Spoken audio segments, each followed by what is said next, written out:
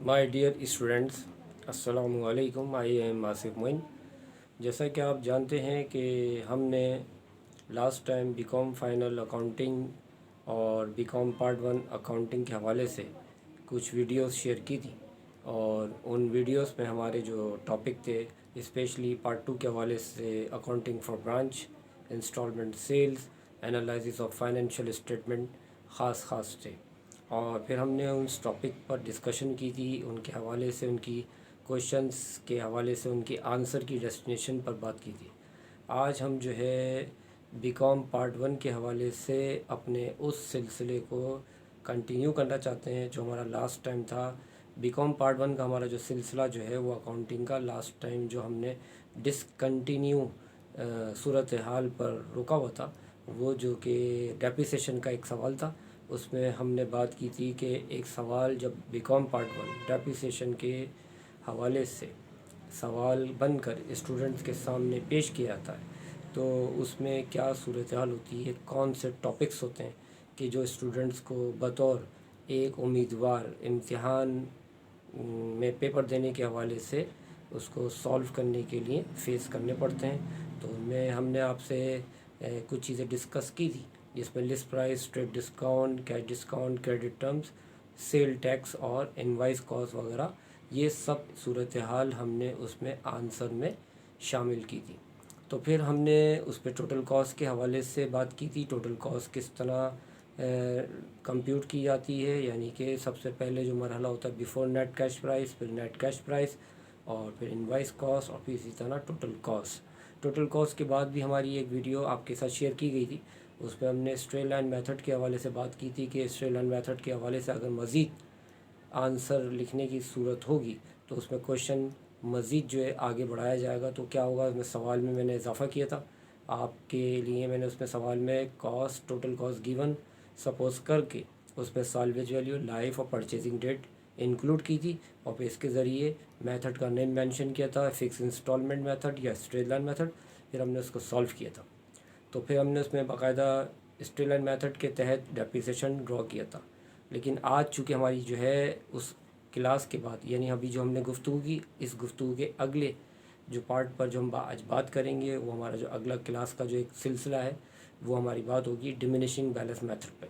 Diminishing balance method जो है वो दरअसल समझ लीजिए वो भी टोटल कॉस्ट के बाद ही शुरू होगा, लेकिन इसमें और स्ट्रेट लाइन मेथड में एक मामूली सा फ़र्क है। वो ये है कि स्ट्रेट लाइन मेथड अगर डेप्रिसिएशन के हवाले से यूज़ होता है तो उसमें जो है बाकायदा ड्यूरेशन होती है, 1 साल, 2 साल, 6 महीने, या फिर 3 साल या 4 साल। जबकि डिमिनिशिंग बैलेंस मेथड में भी सेम यही सूरत हाल है, लेकिन इसका शुरू करने का अंदाज़ जो है परसेंटेज मेथड के तरीके से होता है, यानी इसमें एक रेट गिवन होता है, वो रेट के तहत हम काम करते हैं। जबकि स्ट्रेट लाइन मेथड में रेट गिवन नहीं होता है, हमें एक फार्मूला पुट करना होता है जो कि total cost minus salvage value divide by life.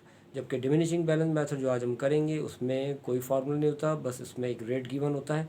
उस रेट के तहत हम जो है डेप्रिसिएशन को हम जो है मालूम करते हैं, ड्रॉ करते हैं। तो अगर वो रेट फॉर एग्ज़ाम्पल इम्तिहान में गिवन ना हो, और जबकि डेप्रिसिएशन का डिमिनिशिंग बैलेंस मेथड ही एग्ज़ाम में पूछा गया हो, तो उस रेट पर इतनी स्ट्रिक्टली आपको रिक्वायर्ड है कि वो उस रेट के लिए ही आपको सवाल को लेकर आगे चलना पड़ेगा। तो वो रेट जब होगा नहीं तो आप कैसे आगे बढ़ेंगे? तो उसके लिए आपको रेट मालूम करना पड़ेगा, और रेट मालूम करने के लिए भी एक अदद फार्मूला मौजूद है जो कि है salvage value divide by total cost multiply by 100।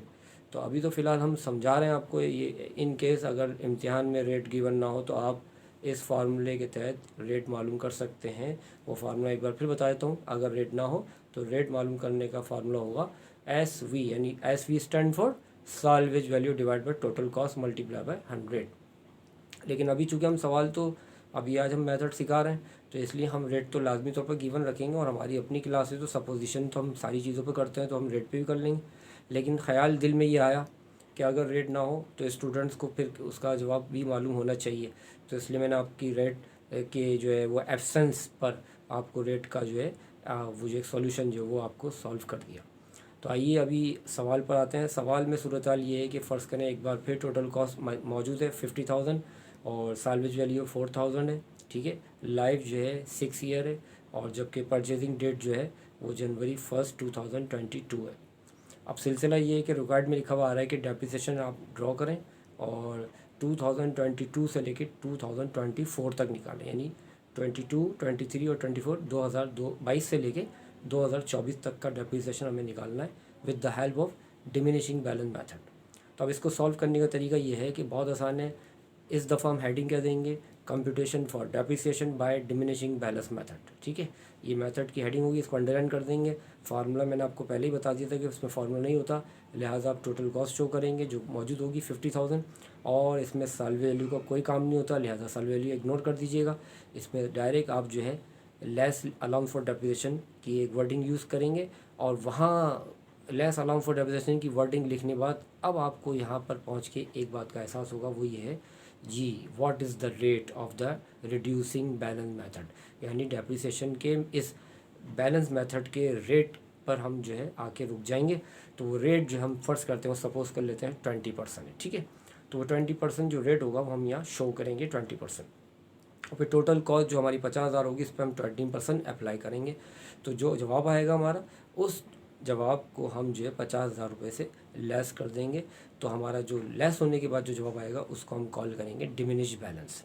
ठीक है जी, ये डिमिनिश बैलेंस निकल आएगा। लेकिन याद रहे कि जो आपने अमाउंट लेस की है, यानी जिस पे आपने 50,000 पे जो कि 20% जिस पे एप्लीकेशन की है, वो 20% जो निकला है उस रकम को, उस अमाउंट को आप जो है इन द ब्रैकेट शो करेंगे, और उस ब्रैकेट के सामने ही आप चाहें तो एक ईयर यानी एरा भी मेंशन कर दें, क्योंकि ये पहले साल का डेप्रिसिएशन है, इसलिए आप यहाँ पर लिख सकते हैं ब्रैकेट में 31/12/2022।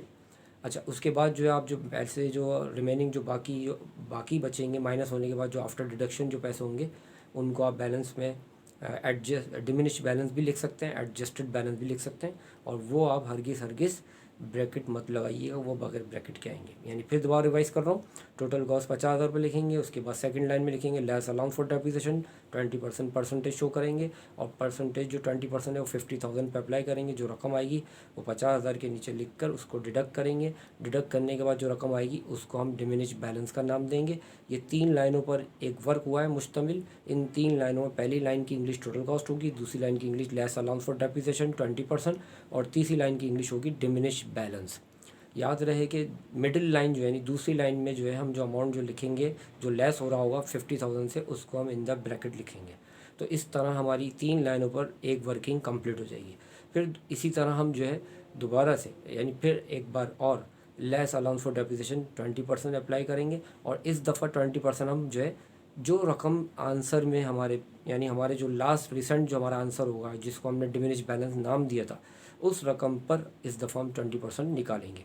और इस दफ़ा फिर दोबारा 20% निकालने के बाद जो रकम आएगी वो यकीनी तौर पे चेंज होगी, क्योंकि वो जवाब भी चेंज है जिससे हम ये 20% निकालना है।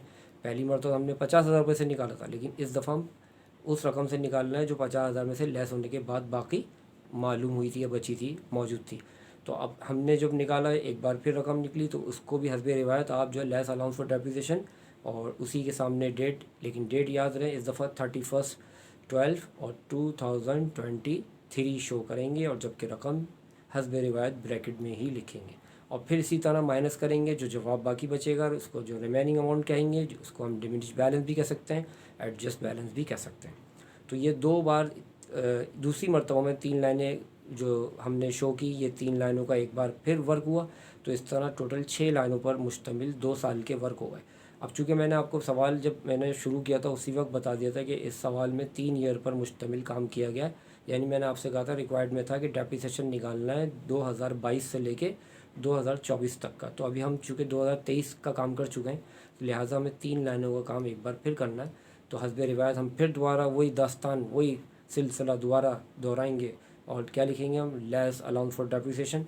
इस दफ़ा हम अलाउंस फॉर डेप्रिसिएशन 20% जो लेस करेंगे वो हमारा जो रिसेंट जॉब होगा उससे करेंगे, और जो हमारा जो आंसर आएगा उसको हम जो है लेस भी करेंगे उससे, उसी से जिससे हमने 20% अप्लाई किया रिसेंट अमाउंट से, और उसके बाद जो अमाउंट आएगी उसको हम डिमिनिश बैलेंस हस्बे रिवायत कॉल करेंगे। लेकिन याद रहे सेकंड यानी बीच वाली लाइन में आप ब्रैकेट शो लाजमी करेंगे और साथ में डेट भी शो करेंगे, लेकिन इस दफ़ा जो लास्ट डेट आएगी वो 31/12/2024 आएगी।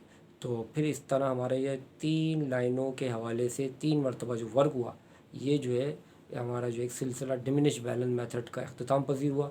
उम्मीद करता हूँ आपको ये क्लास समझ में आई होगी और इंशाअल्लाह ताला बहुत जल्द हम आपको जो है एक स्क्रीन वर्क के तहत जो है वर्किंग दिखाएंगे, ताकि स्टूडेंट्स को हो सकता है वो ज़्यादा तरीके से अच्छे तरीके से समझ में आएगी और इंशाअल्लाह ताला उनको ज़्यादा बेहतर तरीके से गाइडेंस मिलेगी।